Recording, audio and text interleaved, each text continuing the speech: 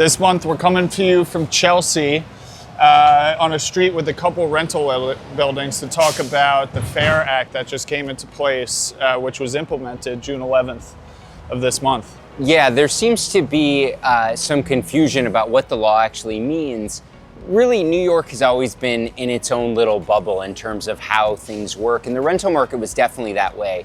For as long as we can remember, tenants were responsible for paying the full broker fee, meaning the broker fee for the landlord side and the tenant side, of course, if the market conditions were in favor of landlords. But now that has changed. Yeah, the short form of it is basically if you're a landlord who's listing and hires a broker to pay the fee, that landlord is paying the fee, not the tenant. But the confusion that a lot of people have is that if the tenant hires their own representation, they still owe that broker fee. Right. So the way the media has covered it has made it seem like tenants are no longer responsible for any broker's fee. Yeah. They're no longer responsible for the landlord's broker's fee.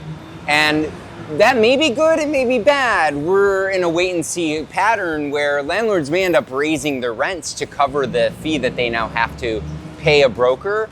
But also a lot of big landlords have always kind of underwritten buildings, rental buildings, in a way where they expect on certain market conditions they might have to pay that fee. Anyway. So we don't really know what will happen with rents, but this is a new important law that's just gone into effect, so we wanted to just give you a little bit of background on it. Yeah, we're still figuring it out since it's June 11th where it just came into play.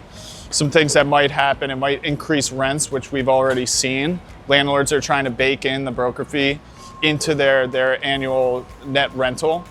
And we're just seeing more competitiveness on rentals because now your upfront costs as a tenant aren't as high.